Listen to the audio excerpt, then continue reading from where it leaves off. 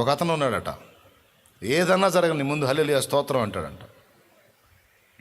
ఏదన్నా జరగని అన్నిటికీ స్తోత్రమే. గాలివాన వచ్చి ఇల్లు కొట్టుకుపోయిందంట.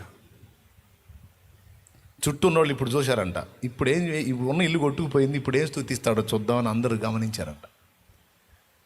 అందరికెళ్ళి చూసి, గాలివానికి ఇల్లు కొట్టుకుపోయిందిగా, అందరికెళ్ళి చూసి,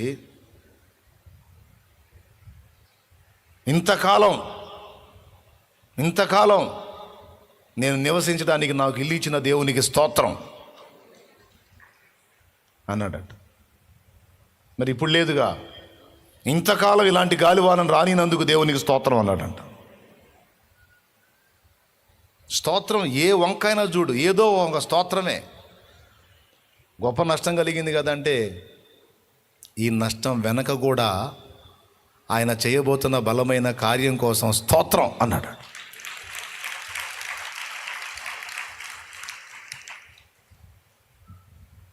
ఏం స్తోత్రం? కొట్టుకుపోయింది, ఇంకా ఏం స్తోత్రం అంటే, గవర్నమెంట్ వాళ్ళను ఏదో సంస్థ వాళ్ళు ఇద్దరు కలిసి డాబాలు కట్టించారంట మొత్తానికి. ఇంకెట్ట కొట్టుకుపోయింది? తర్వాత చెప్పాడు, గాలివాన రాకపోతే, నా ఇల్లు పోకపోతే నాకు డాబా వచ్చేదా? నేను తీసేసుకోవటం ఇబ్బంది అని దేవుడే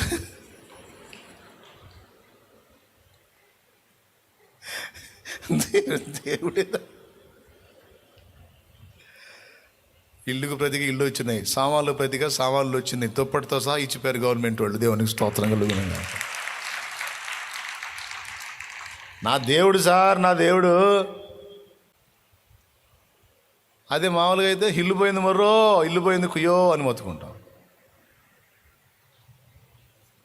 సమస్తము నా మేలుకే జరుగుతాయి. అందుకని ప్రతి పరిస్థితుల్లో నా దేవుణ్ణి సన్నుతిస్తా. సన్నుతే. బాధ వచ్చినప్పుడు కీర్తనే పాడాడు, ఆనందం వచ్చినప్పుడు కీర్తనే పాడాడు, దిగులు వచ్చినప్పుడు కీర్తనే పాడాడు, భయం వేసినప్పుడు కీర్తనే పాడాడు, విజయం వచ్చినప్పుడు కీర్తనే పాడాడు, జననమైన మరణమైన కీర్తనే పాడాడు. కీర్తన గ్రంథాలు చదవాలి. మరి కీర్తన గ్రంథంలో కీర్తనలు చదవాలి. అన్నీ అయ్యే కనపడతాయి మనకి. ఏదన్నా జరగని పాటే. బాగా సంతోషం కలిగిందా పాటే, బాధ వచ్చిందా పాటే. ప్రార్థన కూడా పాటలోనే పాడుకుంటాడు. ఏదన్నా రాని ఆరాధనే. దావీదు, అందుకే దేవుడు దావీదుని ఏమన్నాడు, నా హృదయానుసారుడైన మన చిత్తానుసారమైన మనస్సు గలవాడు. నేను చెప్పేది ఒట్టి మాట అనుకుంటే తేడా పడతారు. లేఖనమే చెప్తున్నా నేను. జాగ్రత్త, సీరియస్గా తీసుకొని ట్రై చేసి చూడండి. మీరు అలవాటు అయ్యావంటే నిన్నెవడు ఆపలేడు. ఇక దేవునికి మహిమ. ఇక టెన్షన్లు వద్దు, కృంగుబాట్లు వద్దు, దిగుళ్ళు వద్దు, విచారాలు వద్దు. అర్థమైందా? గెలుపైన స్తోత్రం, ఓటమైనా కూడా.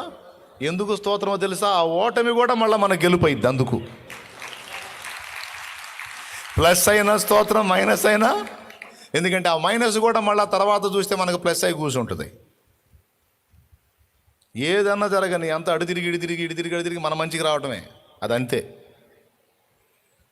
నిన్ను నాశనం చేయాలనుకున్న వాళ్ళు దిగులు వేసుకొని కూర్చుంటారు. ఇది ఏందిరా, మన వాడు అయిపోయాడు అనుకుంటే మళ్ళీ అది కూడా వాడికి ప్లస్ అయింది. ఏందిరా నాయనా, వాడిని ఎట్ట చేద్దామన్నా తిరిగి అయిపోయాడు అనుకున్నాడు, మళ్ళా లెగుస్తున్నాడు రా బాబు.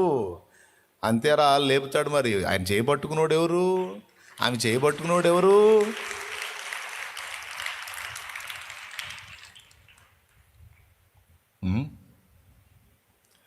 దేవుని ప్రేమించు వారికి తన సంకల్పము చొప్పున పిలువబడిన వారికి, దేవుని ప్రేమించు వారికి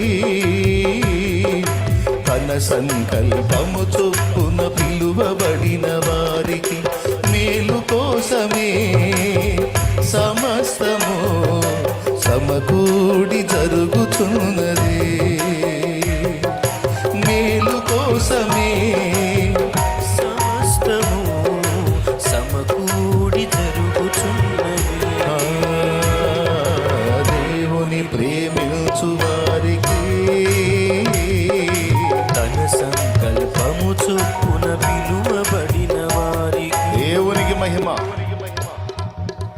అది ఏది జరిగినా ఇప్పుడు నీకు మైనస్గా కనపడేది కొద్ది కాలం తర్వాత నువ్వు వెనక్కి చూస్తే నీకు ప్లస్ అయి ఉంటుంది. నా జీవితంలో చాలా అనుభవించా బ్రదర్. ఇప్పుడు నీకు మైనస్లుగా కనపడుతున్నాయి, కొద్ది రోజుల తర్వాత నీకు నష్టాలుగా కనపడుతున్నాయి, కొద్ది రోజుల తర్వాత నువ్వు వెనక్కి చూస్తే అవి నీకు లాభాలుగా ఉండి ఉంటాయి. అందుకే ఏం చేయాలి? నష్టంలో కూడా అది స్తుతి.